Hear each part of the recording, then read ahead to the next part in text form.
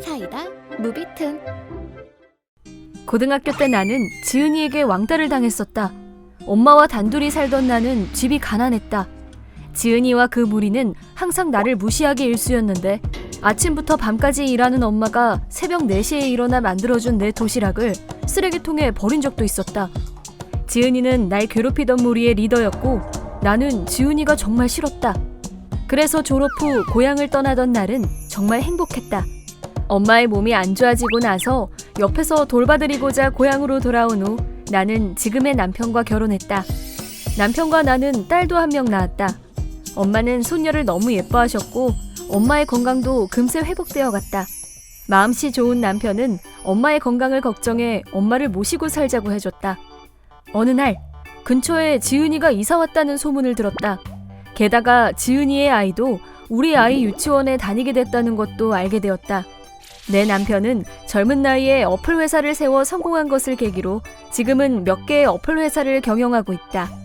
그 덕에 예전에 내 처지와 비교할 수 없을 정도로 큰 집과 정원, 난 별로 관심이 없지만 남편이 타고 다니는 고급차 세대를 소유하게 되었다. 내가 어떻게 사는지는 조금만 봐도 바로 알 수 있을 정도여서 이웃들에게는 흔히 말해 사모님 대접을 받고 있다. 지은이는 한눈에 나를 알아본 것 같았다. 처음에는 무시하는 듯한 말투로 "너 진짜 오랜만이다. 아직 가난한 건 여전하고?" 라고 말을 걸었지만 이내 내가 사모님 대접을 받고 있는 것을 눈치챘다. 그리고 가끔 함께 유치원에 마중 나가는 남편과 고급차를 보고 짜증난다는 듯 째려보곤 했었다. 입이 가벼운 동네 엄마에게 이야기를 들어보니 지은이는 현재 싱글맘으로 돈 많은 남편감을 만나기 위해 결혼정보 업체에도 드나들고 있다고 한다. 고등학교 때 왕따였던 내가 돈 많고 행복해 보이는 게 마음에 안 들었는지 지은이는 고등학생 때 내가 왕따의 아싸였다고 동네 엄마들에게 소문을 내고 다녔다. 하지만 난 엄마들과 사이도 좋았고 주변에서 사모님 소리는 듣지만 한 번도 거만하게 행동한 적 없는 나를 아는 동네 엄마들에게는 어차피 과거의 일이었고 바뀌는 것도 없었다. 오히려 지은 씨가 자꾸 이상한 말하고 다니던데 조심해요 라며 몇몇 엄마들은 걱정도 해줬다. 나는 나대로 고등학교 때 왕따를 당했던 트라우마가 있었기 때문에 지은이와는 엮이고 싶지 않았다. 가능한 한 멀리하고 지내던 어느 날 지은이가 의기양양한 태도로 나를 불러세웠다. 사실은 상대하고 싶지 않았지만 고등학교 때 도망 다니다 더 심하게 따돌림 당했던 적이 있었기 때문에 나도 모르게 지은이의 부름에 답하고 말았다. 유치원 근처 공원에 서 있던 지은이에게 다가가자 갑자기 나에게 "나 네 남편이랑 잤어" 라고 했다. 너무 갑작스러워서 놀랐지만 다시 생각해보니 지은이와 남편과는 서로 접점이 없었다. 하지만 지은이가 말하길 사실은 우리 남편과 가끔씩 몰래 만나고 있었단다. 친절하게도 두 사람이 껴안고 있는 사진까지 보여줬다. "그러니까 이제 그 집에서 나와줄래? 조만간 우리 아들이랑 그 집에 들어가 살 거거든." 지은이는 옛날에 나를 괴롭힐 때의 눈빛을 하고 있었고 우월감에 빠져 나에게 명령하듯 말하고 있었다. 게다가 "일단 너한테 위자료는 줄 생각이야. 앞으로 평생 내가 사모님 되기 위해 써야 할 사소한 돈이기도 하고 어차피 내가 줄 위자료도 당신 남편이 전부 내줄 테니 그 정도는 줄 수 있지." 라며 귀세등등하게 나를 내려다보고 있었다. 물론 나는 지은이의 말에 충격을 받았다. 하지만 진짜로 남편이 바람을 피운 걸까? 남편은 나와 딸을 정말 소중히 아껴주고 있었고 바람을 피울 만한 사람이 절대 아니었다. 처음엔 지은이의 말에 혼란스러워져서 냉정한 판단을 할 수 없었지만 다시 한번 사진을 자세히 본 나는 어떤 사실을 알 수 있었다. "어? 이거 내 남편 아닌데?" 라고 말하자 지은이는 내가 현실 부정이라도 하고 있는 줄 알고 웃어대기 시작했다. "얘 뭐래? 완전 웃겨. 이게 네 남편이 아니면 누군데?" "이 사람은 우리 남편의 동생이야." "뭐? 동생이라고? 변명치고 너무 구차한 거 아니야?" "진짠데? 사실 우리 남편 쌍둥이거든.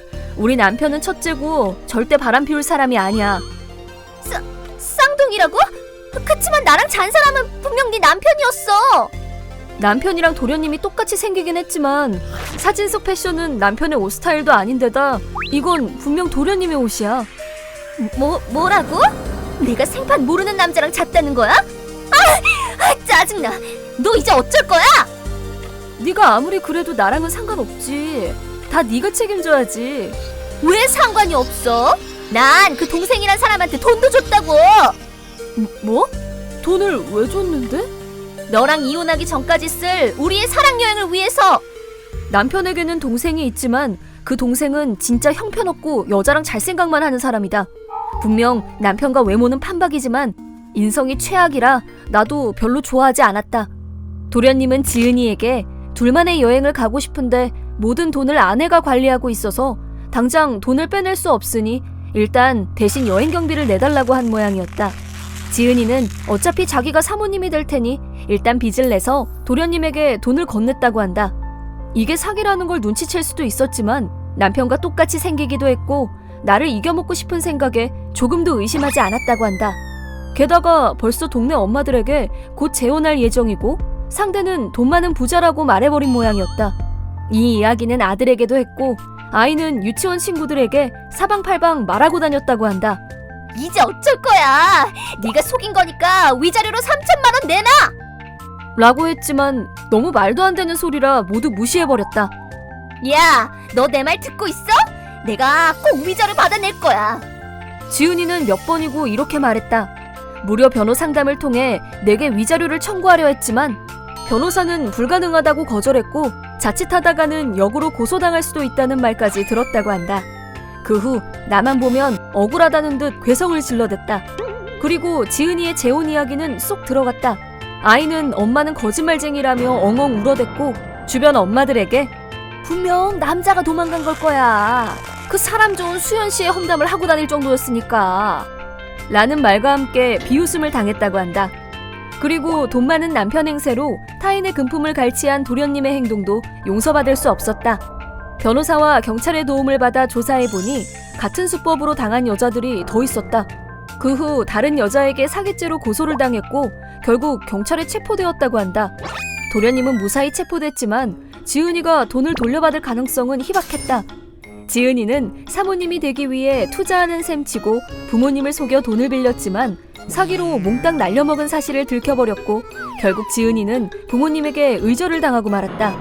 고등학교 시절 무지막지하게 나를 괴롭히던 지은이가 자기 혼자 오해해서 스스로 나락에 떨어지는 모습을 보니 몇 년간 묵은 채증이 쑥 내려가는 기분이었다.